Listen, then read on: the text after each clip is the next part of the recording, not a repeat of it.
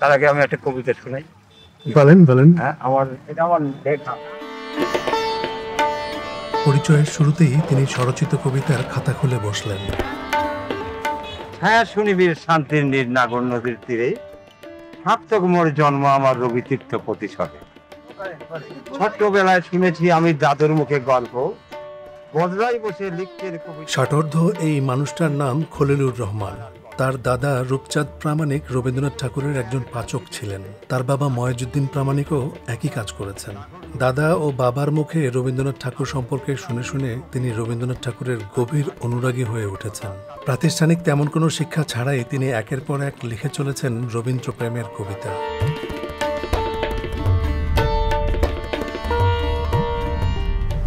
দুপুরের জোহরের আজান পড়ছে। আমরা এখন প্রতিশরের দিকে রওনা হচ্ছি।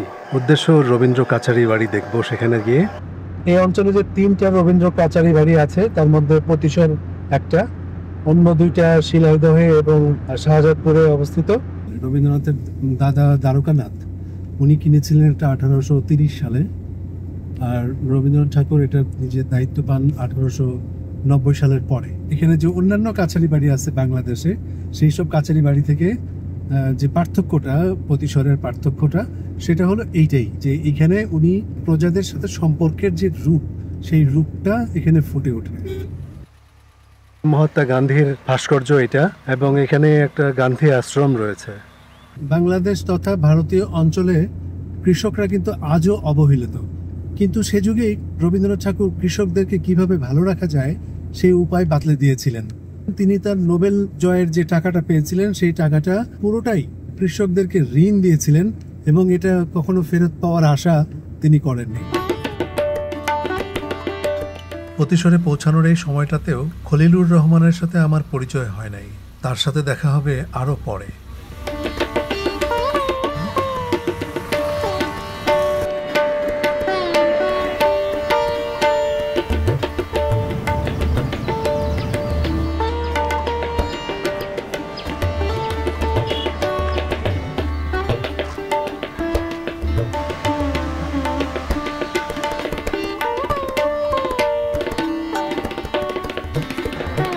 কাছারি বাড়িতে যে জাদুঘর গড়ে তোলা হয়েছে সেটা আমরা ঘুরে বেড়ালাম ঠিকই, কিন্তু ভিডিও করার কোনো অনুমতি পেলাম না। আমি ভিডিও করতে পারছি না, কিন্তু অবাক হয়ে দেখলাম যে রবীন্দ্র কাছারি বাড়ির সামনের যে খোলা মাঠটা সেটা আর নেই।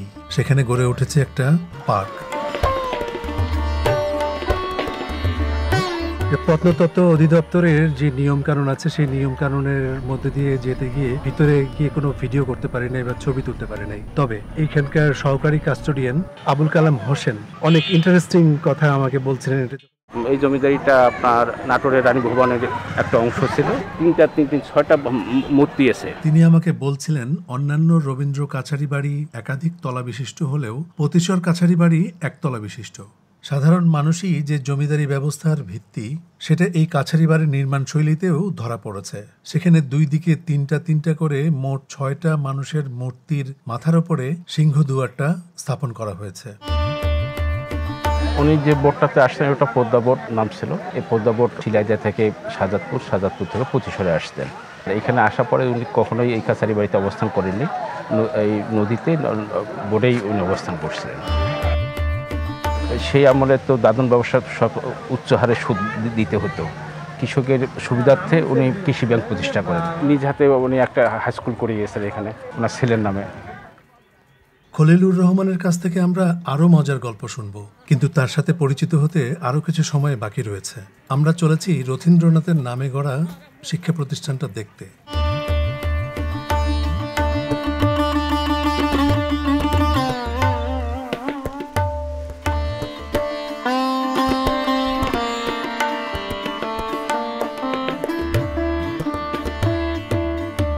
স্কুলের এই 2টা বিল্ডিং সেই সময়ে করা, পরবর্তীতে অবশ্য দ্বিতল একটা বিল্ডিং সরকার করে দিয়েছে। রবীন্দ্রনাথ ঠাকুর তার ছেলের নামে এই স্কুলটা করেছিলেন তার জীবদ্দশায়। নাগর নদীর পাড়েই গ্রামের আরেকটা প্রান্তে গিয়ে দেখলাম সেখানে একটা জায়গা সংরক্ষণ করা হচ্ছে। জনশ্রুতি শোনা যায় যে রবীন্দ্রনাথ ঠাকুরের যে তালগাছ কবিতাটা লিখেছিলেন, এই তালগাছ কবিতাটা এই যে তালগাছকে দেখেই লিখেছিলেন সেটা এখানেই ছিল। কিন্তু কালের বিবর্তনে এটা 66-68 যে ঝড় হয়েছিল সেই ঝড়ে এই তাল গাছটা ধ্বংস হয়, এরকমই এখানে যে পাথরের ফ্লেক্স লেখা আছে। আচ্ছা, আপনারা কি এই গ্রামেরই মানুষ? আচ্ছা ভাই, এমন কেউ কি আছে যে বলতে পারে ওই সময়কার কথা কিছু বলতে পারে?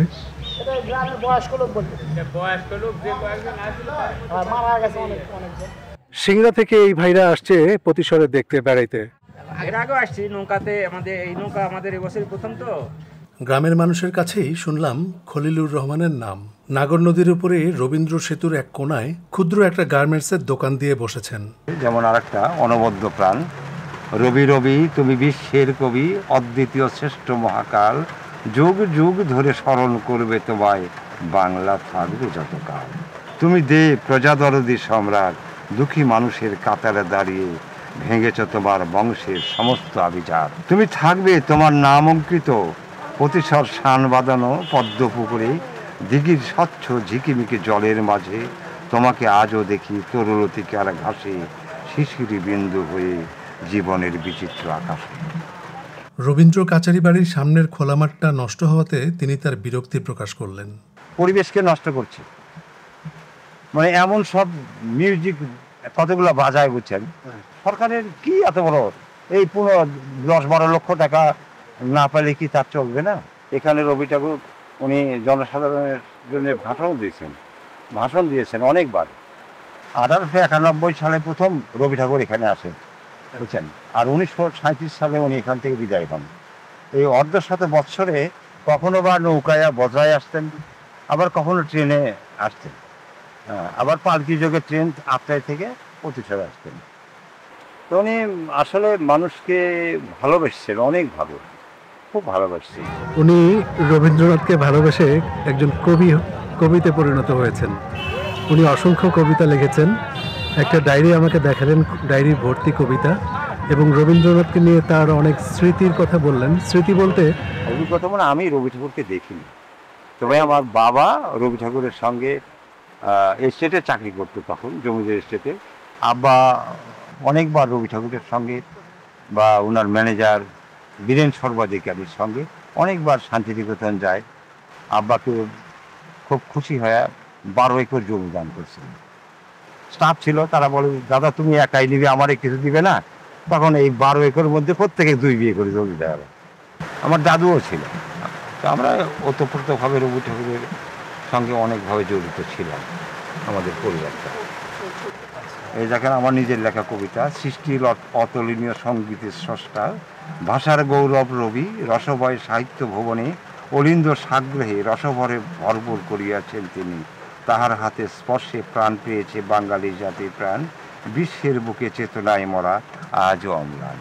এখানে এসে যখন দেখলেন প্রতিশরে কৃষকেরা মানে খুব কষ্টের দিন যাপন করে, মহাজনের মানে কবলে পড়ে, যে মনে করেন 10 টাকা নিয়েছি, এই 10 টাকার সুদ আবার 10 টাকা বেড়ে যায়। বন্ধু বান্ধব আত্মীয় স্বজনের কাছ থেকে 4000 টাকা ধার নেয়, ধার নিয়ে এখানে কৃষি সমবায় ব্যাংক স্থাপন করে। তারপরে হঠাৎ করে ভাগ্যকুল দেবতার প্রসন্নে 1913 সালে নোবেল পুরস্কার পান। নোবেল পুরস্কারে 1,20,000 টাকা, 1,20,000 টাকার মধ্যে 1,08,000 টাকা ইনভেস্ট করে আবার প্রতিশরে। উনি ব্রিটেন থেকে 11টা ট্রাক্টর নিয়েছেন, সেই সময় নিয়ে এসে মানুষকে এই হাল বয়ে দেন, শুধু তেলের খরচটা নিয়েছেন। তার ছেলে যে রথীন্দ্রনাথ ঠাকুর, তাকে জজ ব্যারিস্টার না বানায় এই কৃষির উপর শিক্ষা অর্জনের জন্য বিলাতে পাঠায়। আমাদের এই কালীগ্রাম পরগনা অ্যাট এ টাইমে 7 বছর পাকাল যায়, বুঝছেন?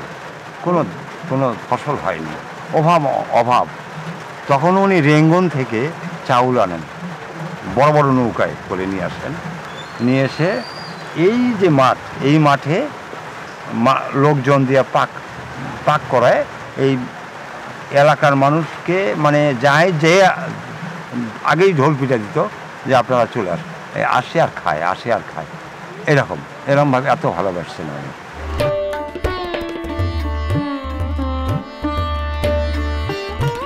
তারপরে আমার আব্বার মুখে শোনা, রবি ঠাকুরের ভাই সাহেব নগেন্দ্রনাথ চৌধুরী তখন স্টেটের ম্যানেজার, খাজনা অনাদায়ে এখান থেকে 4 কিলো দূরে লক্ষ্মীগোলা গ্রামে সেতরাতুল্লাহ সেত্রাতুল্লাহর স্ত্রী ঝরিমন বেওয়া।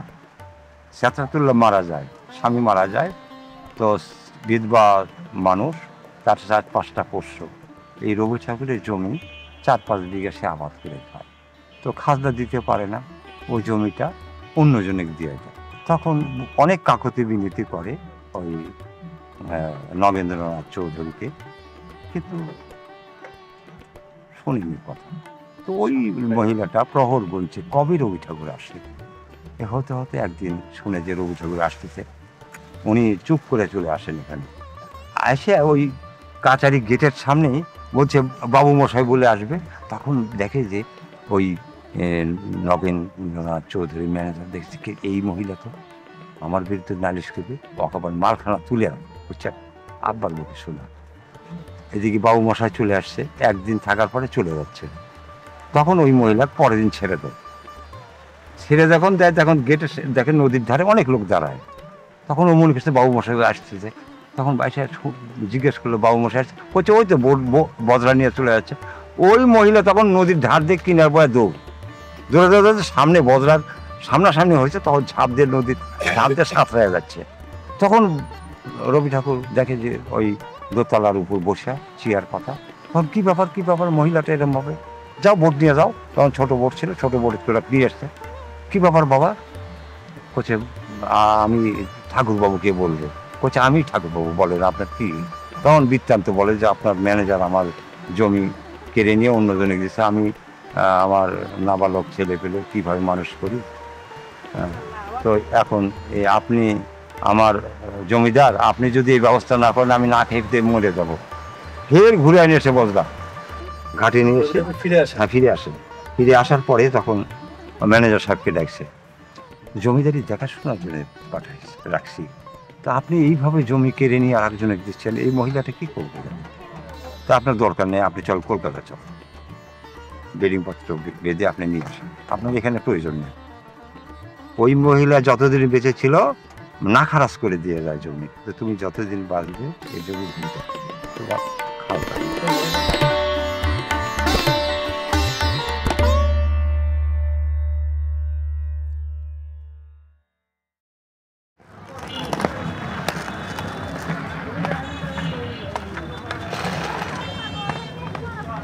আপনার নাম কি?